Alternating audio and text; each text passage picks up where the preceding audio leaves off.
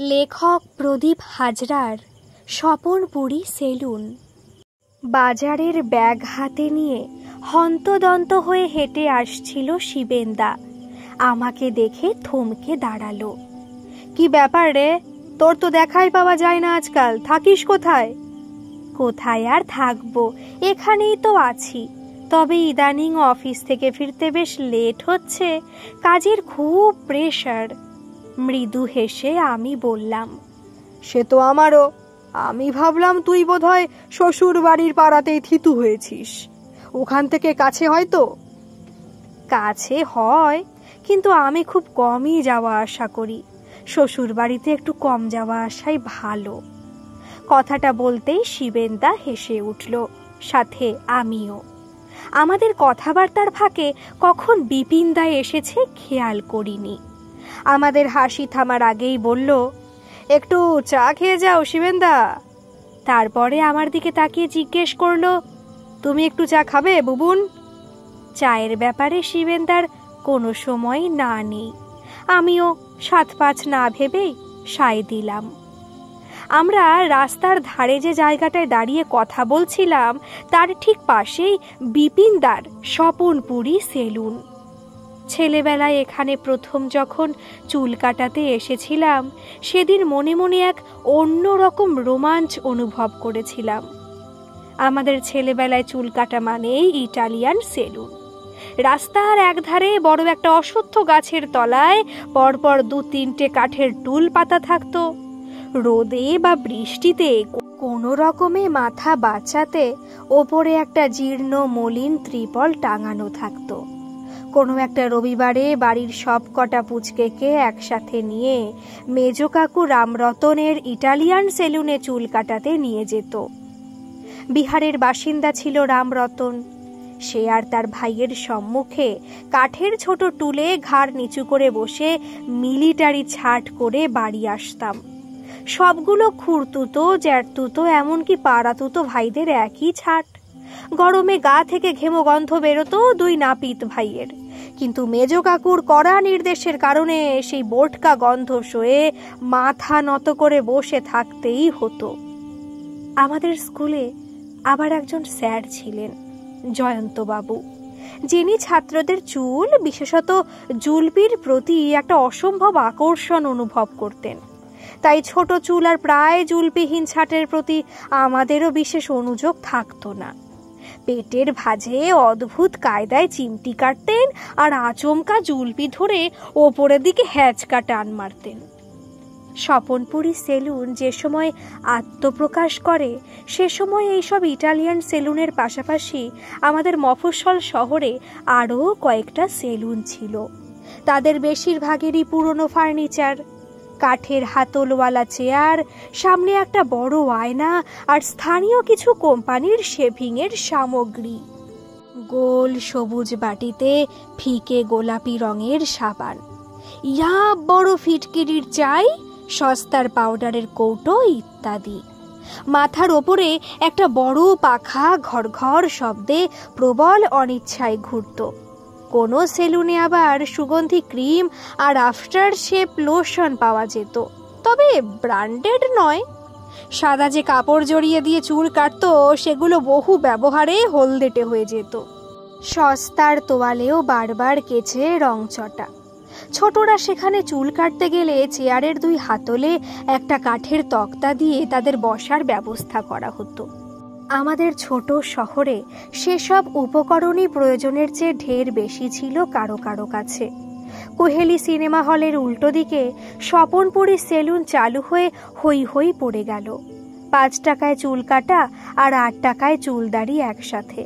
তখন ওই টাকার মূল্য কম কিছু ছিল না, কিন্তু ঝা চকচকে রিভলভিং চেয়ার, সুন্দর সানমাইকা লাগানো ফার্নিচার, মুখোমুখি দেওয়ালে বিশাল বড় বড় দেওয়াল জোড়া আয়না আর নামি ব্র্যান্ডের শেভিং প্রসাধনী, সুসজ্জিত ফিটফাট নাপিত নিয়ে চালু হওয়া সেলুনে দিন দিন খরিদ্দারের সংখ্যা বাড়তেই লাগলো।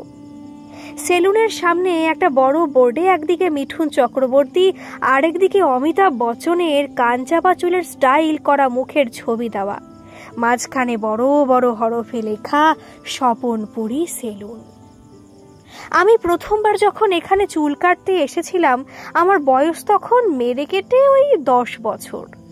ক্লাস 4-এ পড়ি। পাড়ার এক কাকুর বিয়েতে সেই প্রথম ও শেষবার নিতবর হয়েছিলাম তখন। বিয়ের অনুষ্ঠানে নাপিতের বিভিন্ন ভূমিকা থাকে সে কথা জানতাম, কিন্তু বিপিনদার মতো ব্যস্ত মানুষ নিজের সেলুন ছেড়ে বিয়ের অনুষ্ঠানে এসেছিল অনেকগুলো টাকা পেয়েছিল বলেই। সে কথা বড়দের বলা কওয়া করতে শুনেছিলাম। যাই হোক, আমার তখন বেশ বড় মাথা ভর্তি ঝাঁকড়া চুল। যে কাকুর বিয়ে তিনি বিপিনদাকে বললেন সন্ধ্যাবেলা বরযাত্রী যাবে, তুমি বুবুনের বেশ একটা ভালো মডার্ন ছাট দিয়ে দিও তো। গায়ে হলুদের পর্ব মিটতেই বেশ একটা উত্তেজনা নিয়ে স্বপনপুরীতে পা রাখলাম। আয়নার দিকে তাকিয়ে দেখি শয়ে শয়ে আমি আয়নার ভেতরে। আমার আশ্চর্য হওয়ার সীমা পরিসীমা রইল না। রামরতনের ইটালিয়ান সেলুনের চেয়ে স্বপনপুরী যে কত গুণ ভালো তা বুঝতে পারলাম। বুঝলাম কেন লোকে এত বেশি পয়সা দিয়ে এখানে চুলদাড়ি কাটতে আসে। এখানকার নাপিতের গায়ে ঘেমো গন্ধ নেই, মুখে বিচ্ছিরি বিড়ির গন্ধ নেই। হালকা একটা পারফিউম মেখেছে, তার গন্ধে আর চুল কাটার সময় চিরুনির আঁচড়ে ঘুম এসে যায়। বেশ কয়েক বছর পরে স্বপনপুরীতে ঢুকলাম। আগেকার জৌলুস আর নেই। বহু ব্যবহারে সব জিনিসেই জীর্ণতা আসে, এখানেও ব্যতিক্রম নেই। আয়নার সামনে বেসিনের পাশের দেওয়ালে জল আর সাবানের ছোপ। দুটো রিভলভিং চেয়ার আগের মতোই আছে, তবে আয়নার সামনের যে বক্স সানমাইকা দিয়ে সাজানো ছিল তার রং চটেছে। 2-1 জায়গায় উঠে গিয়ে ভেতরের প্লাইউড দেখা যাচ্ছে। সব থেকেও যেন সেই ঝকঝকে ব্যাপারটা উধাও। সবচেয়ে বড় কথা হলো আর কোনো কর্মচারী নেই, বিপিনদা একাই। এদিক ওদিক দেখছিলাম চোখ ঘুরিয়ে ঘাড় ঘুরিয়ে।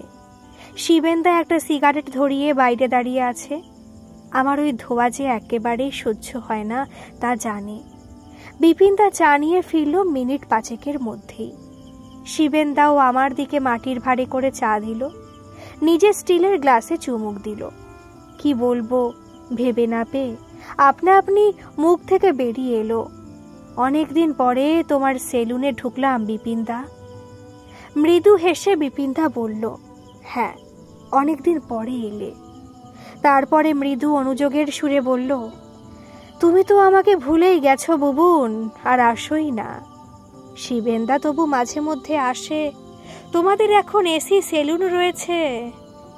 আমি কিছুটা লজ্জায় পড়ে গেলাম। কি বলবো ভাবছিলাম, শিবেনদা বাঁচিয়ে দিল।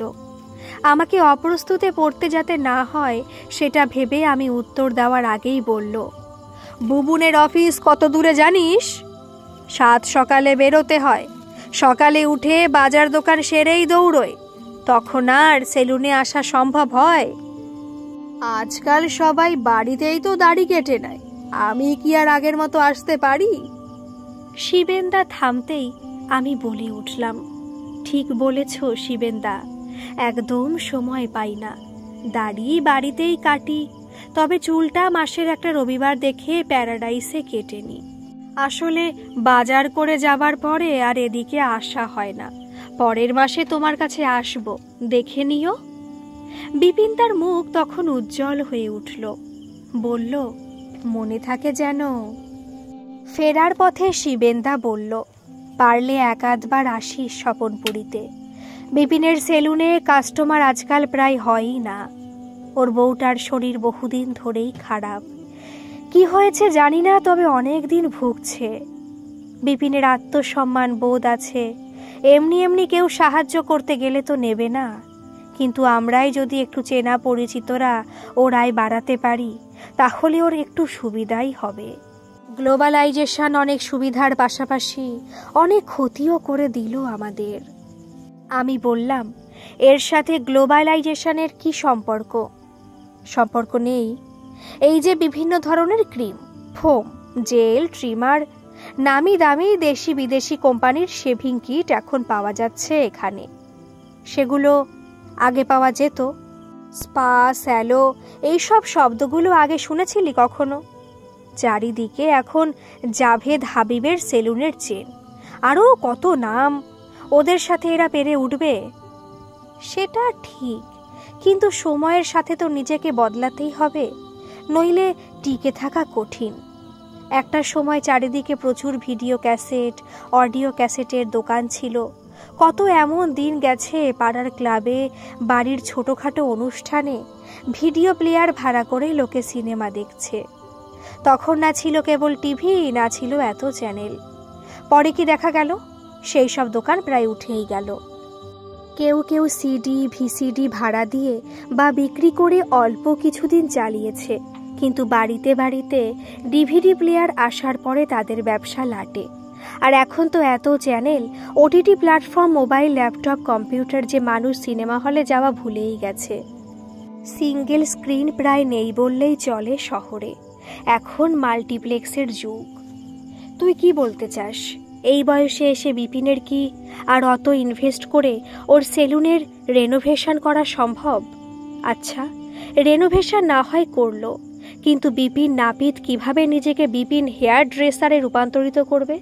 তাহলে ওকে আগের মতো আবার নতুন করে লোক রাখতে হবে। অল্প বয়সী যেসব ছেলে আধুনিক হেয়ার স্টাইলে চুল কাটতে পারবে, তাদের এই বয়সে সেই রিস্ক কি নেবেও? এখন কি একদমই খরিদ্দার হয় না বিপিনদার? সমস্যা বেশ গভীর। খুব কম পুরনো কিছু লোকজন আর মূলত বয়স্করা আসে। দোকানের বাইরে বেশিরভাগ সময় হাঁ করে বেঞ্চিতে বসে থাকে, আর পরিচিত কাউকে দেখলেই ভালো করে ওয়াজ করে মুখে কতটা দাড়ি, মাথায় চুল কতটা বেড়েছে।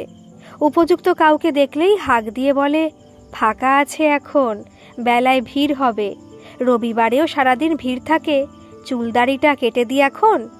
কেউ সম্মতি দেয়, কেউ আবার কোনো না কোনো উপায়ে এড়িয়ে যায়। কিছু করা যায় না শিবেনদা। মানে বিপিনদার তো ছেলেপুলে কেউ নেই, বৌদিও অসুস্থ, ওর ভাইপো তাপুও তো আর বোধহয় ওদের সাথে থাকে না। তাই এমন কিছু যদি করা যায় যাতে আপাতত পরিবারটা বেঁচে যায়, আর বিপিনদার সেলুন কিছুটা হলেও হৃত গৌরব ফিরে পায়। ভেবে দেখতে হবে। সেলুনের মেকওভার করা সম্ভব, কিন্তু বিপিনের কি হবে? আধুনিক আদব কায়দা রপ্ত করার বয়সটাও পেরিয়ে এসেছে। দেখা যাক, তুই কিছু একটা ভেবে দেখতেই পারি। রবিবারে ইচ্ছে করেই বিপিনদার সেলুনে গেলাম। দাড়িটা একটু কেটে দাও বিপিনদা, ওকে বাইরে বসে থাকতে দেখে বললাম। ভালো সময় এসেছো বুবুন, আর একটু পরে ভিড় হয়ে যেত, তখন বসে অপেক্ষা করতে হতো। বিপিনদা উজ্জ্বল মুখে বলল। আমি হাত ঘড়িতে সময় দেখলাম প্রায় 10টা। রবিবারের সকালে আগে দোকানের বাইরে ভেতরে মিলিয়ে এ সময় 8-10 জন সব সময় লাইনে থাকতো। কয়েক বছরে অবস্থা অনেকটাই পাল্টে গেছে। একটা নতুন কাঁচা তোয়ালে বের করলো বিপিনদা, সেটা গলার নিচে চাপিয়ে জিজ্ঞেস করলো, ফোম দেব নাকি ক্রিম? আমি একটু আশ্চর্য হলাম, কিন্তু মুখে সেটা প্রকাশ না করে বললাম, ক্রিমই দাও। দাড়ি কাটার জন্য সবেমাত্র ক্রিম দিয়েছে মুখে, এমন সময় আমাদেরই প্রতিবেশী অনুপদা এলো। আমাকে দেখে মৃদু হাসলো। তারপরে বিপিনদাকে বলল, সামনের মাসের 18 তারিখে ছেলের বিয়ে, ওই দিনটা তোকে দোকান বন্ধ রাখতে হবে। ক্যালেন্ডারে চোখ বুলিয়ে বিপিনদা বলল, 18 তারিখ তো রবিবার, রবিবারে কি করে দোকান বন্ধ রাখবো? আরে ছাড় তো রবিবার, কটা খদ্দের আসে রবিবারে তোর? ওই তো সারাদিন বসে মাছি তারাস, সে আমি তোকে পুষিয়ে দেব। আমাদের দেশের বাড়ির পাড়া থেকে পুরোহিত আনছি, তার নিয়ম মতো সব কাজকর্ম হবে, তোকে সারাদিন ওখানেই থাকতে হবে। কিন্তু রবিবারে দোকান বন্ধ হলে যে খদ্দেরগুলো ফিরে যাবে, সেগুলো যদি অন্য দোকানে চলে যায়, দেখ যে যাবার সে যাবেই, কেউ তাকে ধরে রাখতে পারবে না। তুই ক্যালেন্ডারে দাগ দিয়ে রাখ, সারাদিন আমার বাড়িতেই থাকবি, খাওয়া দাওয়া করবি, সন্ধ্যায় বরযাত্রী যাবি, নতুন জামা কাপড় পাবি, ব্র্যান্ডেড সব, 1,500-2,000 টাকা পাবি, কনের বাড়ির বকশিস, কিছু লোকসান হবে না তোর। বিপিনদাকে আর কিছু বলতে না দিয়ে অনুপদা বেরিয়ে গেল। বিপিনদা কয়েক মুহূর্ত হতভম্বের মতো দাঁড়িয়ে রইল। তারপরে সম্বিত ফিরতে আমার গালে ভেজা ব্রাশ ঘষতে লাগলো। কিছুক্ষণ দুজনেই কোনো কথা বললাম না। তারপরে আমি নীরবতা ভাঙলাম। তোমার দোকানটা একটু নতুন করে সাজাতে তো পারো বিপিনদা। এই লোন টোন নিয়ে এখন তো খুব সহজেই লোন পাওয়া যায়। আমাকে কে লোন দেবে? কি আছে আমার? কি দেখে দেবে? তোমার ট্রেড লাইসেন্স আছে? হ্যাঁ, তা আছে, কিন্তু তাতে কি হবে? হবে, তাতেই হবে। এই দোকান তোমার অনারশিপ নাকি ভাড়ায়? না না, ভাড়ায় নয়, আমার নিজের দোকান, নিজের মালিকানায়। তাহলে তো কথাই নেই। আমি খবরাখবর নিয়ে সব ব্যবস্থা করতে পারি, তুমি যদি চাও। শিবেন্দার সাথেও কথা বলবো এই বিষয়ে। হ্যাঁ হ্যাঁ, খুব ভালো হয়। আমি যদি দোকানটা একটু ভালো করে সাজাতে পারি খুব ভালো হয়। দু একটা ভালো কাজ জানা অল্প বয়সী ছেলে রাখবো। আমি না হয় কাজ করব না, তদারকি করব শুধু। দেখলে তো কেমন অপমান করে গেল অনুপদা। শুধু টাকার প্রয়োজনেই কাজটা নিতে হবে। আমারও খুব খারাপ লাগলো ওর কথাবার্তার ধরন দেখে। এখন তো ওদের বাড়ির কেউই আমার সেলুনে আসে না, অথচ রাস্তার ওপারে আমারই ভাইপো তাপু, যাকে আমি হাতে ধরে কাজ শেখালাম, তার দোকানে ভিড় করছে সবাই। ওরা সব তাপুর কাছেই যায়। আমি দেখছি কি করা যায়, আমার উপরে ভরসা রাখো। বিপিনদা আমার কথায় বেশ প্রফুল্ল হয়ে উঠল মানসিকভাবে। ওর চোখে মুখে প্রফুল্লতা ঝরে পড়ছিল, আমি মুখের দিকে তাকিয়েই অনুভব করলাম। শিবেন্দার সাথে পরামর্শ করে আমি 3-4টে ব্যাংকে কথা বললাম। কোথাও নিজেই গেলাম, আবার কোথাও আমার পরিচিত ব্যাংক কর্মীর মাধ্যমে খবর নিলাম। সরকারি ব্যাংকগুলো খুব একটা পাত্তা দিল না সেলুনের জন্য লোনের কথা শুনে। একটা বেসরকারি ব্যাংকে আমার এক বন্ধু ব্রাঞ্চ ম্যানেজার, তাকে গিয়ে ধরলাম। কিছুটা আশার আলো দেখলাম। ঠিক হলো প্রয়োজনীয় সব ডকুমেন্ট রেডি করে তারপরে বিপিনদাকে সাথে নিয়ে ব্যাংকে আবার যাব। সাথে শিবেন্দাও থাকবে। শনিবার বিপিনদার বাড়ি যাব আমরা দুজনে। সেদিন সন্ধ্যায় আমরা তাড়াতাড়ি ফিরব ঠিক হলো, আর বিপিনদা ওই দিন সেলুন বন্ধ রাখবে। শনিবার এসে গেল দেখতে দেখতে। সন্ধ্যায় আমি আর শিবেন্দা উপস্থিত হলাম বিপিনদার বাড়িতে। পুরনো দোতলা বাড়ি, পুরনো আমলের বেশ কিছু আসবাবপত্র আর অগোছালো ঘর বিপিনদার। গৃহকর্ত্রীর অসুস্থতা যে এই এলোমেলো করে রাখা ঘরদোরের প্রধান কারণ তা বুঝে নিতে অসুবিধা হলো না। আমরা ঢুকতেই বিপিনদা ব্যস্ত হয়ে আমাদের আপ্যায়নের ব্যবস্থা করতে শুরু করলো। শিবেন্দা পরিষ্কার জানালো এই রকম আতিথেয়তা করলে সেই মুহূর্তে বাড়ি থেকে বেরিয়ে যাবে। কথাবার্তা তাহলে পরের দিন দোকানেই হবে। কিছুটা সংযত হলেও পুরোপুরি আটকানো গেল না বিপিনদাকে। চা শেষ করে শিবেন্দা বলল, বৌদি কি এখন পুরোপুরি শয্যাশায়ী? তা এক প্রকার, বিপিনদা উত্তরে বলল। একটু থেমে বলল, বাথরুমটুকু কোনো রকমে যাওয়া আসা করে, আর হাজার বারণ সত্ত্বেও দিনে একবার স্নানের পরে 2 মিনিটের জন্য হলেও ঠাকুর ঘরে যায়। বাকি সময়টা শুয়েই থাকে অথবা বিছানায় বসে থাকে। বাইরের বারান্দাতেও যায় না। প্রতিবেশীদের কারোর সাথে কথা বলে না পর্যন্ত। কিছু যদি মনে না করিস একটা কথা জিজ্ঞেস করব? হ্যাঁ করো। বৌদির সমস্যাটা কি, মানে অসুস্থতাটা কি? মাথা ঝুঁকিয়ে কিছুক্ষণ নীরব থেকে বিপিনদা বলল, ক্যান্সার। ডাক্তার বলেছে আর কিছু করার নেই।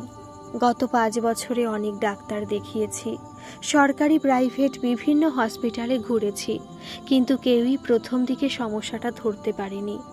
যখন ধরা পড়ল অনেক দেরি হয়ে গেছে। দিনের পর দিন আমার সেলুন বন্ধ রাখতে হয়েছে শেষ 2 বছরে। টাকার ছাদ্য হয়েছে, কিন্তু লাভ হয়নি কিছুই। আমি চুপচাপ বসেই ছিলাম, কথা বলিনি। শিবেন্দা বিপিনদা কথা বলছিল বলে। এবারে আমি নীরবতা ভেঙে প্রসঙ্গ ঘোরাতে জিজ্ঞেস করলাম, তোমার ভাইপো তাপু তো আগে তোমার কাছেই থাকতো, ও কেন আলাদা সেলুন খুলে বসলো? বিপিনদা কিছুটা যন্ত্রণাক্লিষ্ট মুখে বলল, আসলে কি জানো, আমারই দোষ। আমি ওকে ধরে রাখতে পারিনি। আমার দাদা বৌদি দুজনেই গত হয়েছেন আজ অনেক বছর হলো। আমাদের ছেলেপিলে নেই। বহু চেষ্টা প্রার্থনার পরেও ঈশ্বর আমার বউকে সন্তান ভাগ্য থেকে বঞ্চিত করেছেন।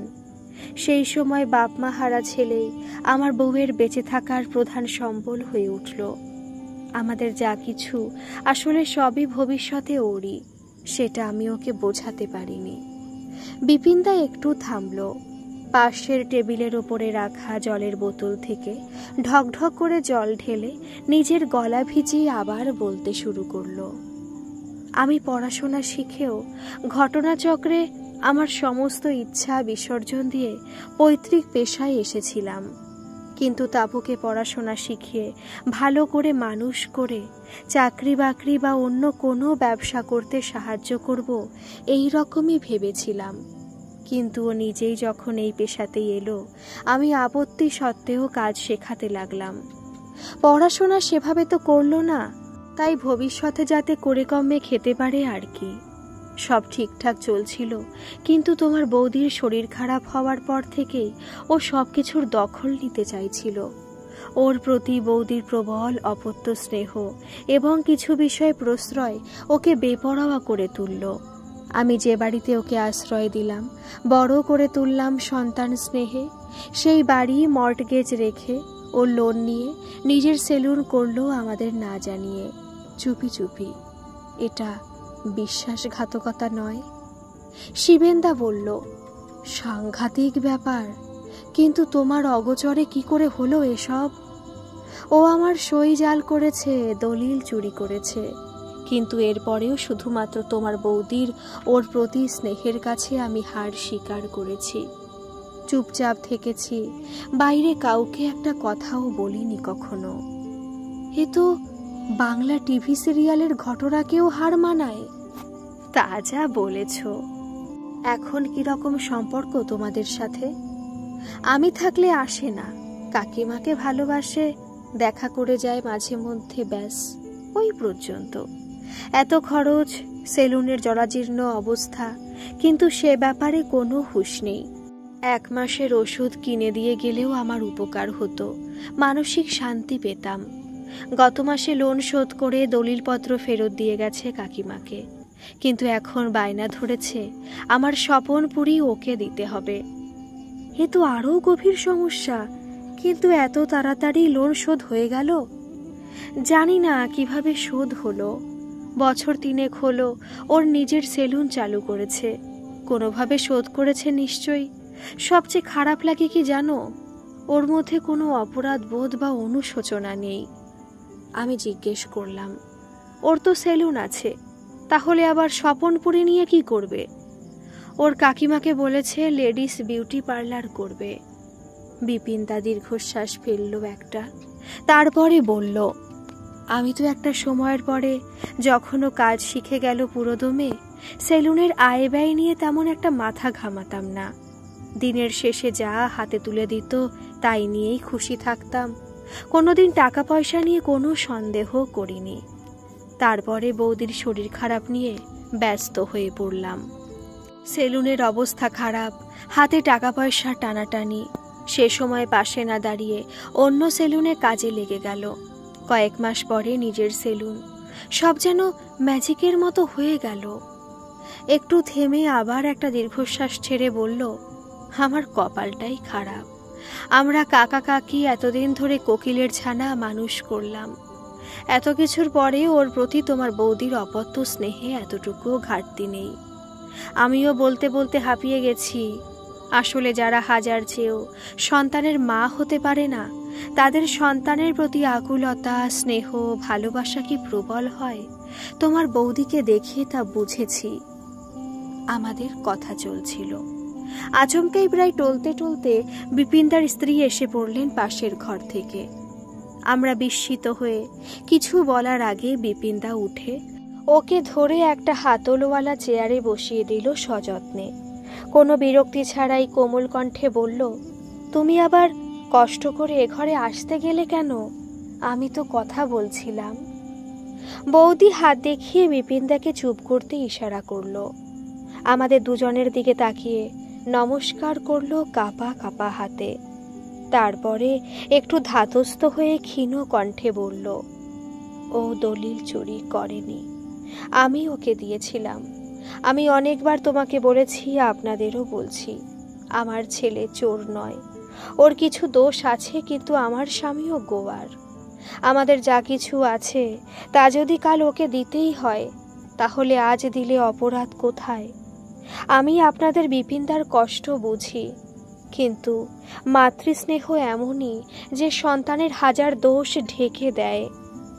আপনারা পাশে দাঁড়াতে চেয়েছেন, খুব ভালো কথা, কিন্তু আমি ওকে বললাম, এই বয়সে আর লোন নিয়ে দোকান সাজাতে হবে না। হয় ছেলেকে দাও, নয়তো সুখেনদার কথা মতো দোকানটা ছেড়ে দাও। আমরা দেশে ফিরে যাই, ওখানেই না হয় বাকি জীবনটা কাটিয়ে দেব। আমি আর কদিন আছি। বিপিনদা একটু বিরক্তির স্বরে বলল, তুমি এত কথা বলো না, কেন এত কষ্ট করে এত কথা বলছো? বৌদি চুপ করে গেলে শিবেনদা বলল, সুখেনদাকে? প্রমোটার সুখেন? বিপিনদা ঘাড় নাড়ল, কোনো ক্রমে বলল, হ্যাঁ। ও আবার কি চাইছে? ও আমাকে উৎখাত করতে চাইছে। আমার সেলুনের পেছনের জমিটা বাড়ি সমেত নিয়েছে। ফ্ল্যাট বাড়ি হবে। আমার রাস্তার ওপরে দোকান ঘরটা পেলে ওর সুবিধা হয়, আরও বেশি দাম পাবে ফ্ল্যাটের। টাকা পয়সা কত দেবে? তা ভালোই দেবে, কিন্তু আমি দোকান ঘরের পরিবর্তে দোকান ঘর চাইছি। রাস্তার ওপরে না হলেও চলবে, সাথে কিছু টাকা। কি বলছে? রাজি হয়েছে, কিন্তু আমি ওর শর্তে রাজি নই। ও বলছে ওর বউ যে নাকি বিউটিশিয়ান, সে বিউটি পার্লার করবে রাস্তার ওপরে। সেখানে লেডিস জেন্টস দু ধরনের সেলুন থাকবে, স্পা এবং আরও অনেক কিছু থাকবে। সেখানে গলির ভিতরের দিকে একই বিল্ডিংয়ে আমার সেলুন চলবে কি করে? আমি আর শিবেনদা দুজনেই আশ্চর্য হলাম। পাড়ায় থেকেও আমরা কিছুই জানি না। শিবেনদা বলল, এখন তুই কি চাইছিস? লোন নিয়ে দোকান সাজাবি নতুন করে? পারবি লোন শোধ করতে? বুবুন ব্যবস্থা করে দেবে, কিন্তু শোধ তো তোকেই করতে হবে। বিপিনদা প্রায় কাঁদো কাঁদো হয়ে বলল, আমাকে ক্ষমা করে দাও তোমরা, আমি পারবো না। এই বয়সে আর এত বড় দায় ঘাড়ে নিতে পারবো না। সুখেনের সাথে এটে ওঠাও আমার সাধ্য নয়। এখন মিষ্টি মুখে বলছে, কিছুদিন পরে ধমকাবে, পার্টির লোকজন লেলিয়ে দেবে। আমাকে মাফ করে দাও। শিবেনদার গলা ভারী হয়ে এলো। বলল, মাফ করার কি আছে? তুই কি কোনো অপরাধ করেছিস? কিছুক্ষণ সবাই চুপচাপ। তারপর শিবেনদা বলল, তাহলে কাকে দিবি, তোর ভাইপোকে নাকি সুখেনকে? বিপিনদা হাসল সেই প্রশ্ন শুনে, অতি কষ্টের হাসি। বলল, দুজনেই এক। মানে? সুখেনকে দেওয়া মানেই ভাইপোকে দেওয়া, আর ভাইপোকে মানেই সুখেনকে দেওয়া। আমি বিস্ময়ে প্রকাশ করে বললাম, বুঝলাম না। শিবেনদাও ভুরু কোঁচকালো। আমি রাজি হচ্ছি না দেখে সুখেন আমার ভাইপোকে ধরেছে। নিশ্চয়ই কিছু টাকা পয়সা টোপ দিয়েছে। ও জায়গা তো রাজা জায়গা, বড় রাস্তার ওপরে, মার্কেট এরিয়ায়। আমার ভাইপো নিলেও সুখেনকেই দেবে, ও নিজে কিছু করবে না। শিবেনদার আমি চোখাচোখি করলাম। শিবেনদা বলল, তুই ভাব ভালো করে, আরও সময় নে, আমরা আছি যে কোনো প্রয়োজনে। আর ভাবার কিছু নেই গো, সুখেনকেই দিয়ে দেব। দোকান নেব না, আর চালাতে পারবো না। আমার দম ফুরিয়ে আসছে। এই প্রতিযোগিতায় আমি টিকে থাকার যোগ্য নই। একটু বেশি টাকাই চেয়ে দেখব, দেখি কি বলে। তাপুকে আর কিছু দেব না, অনেক দিয়েছি।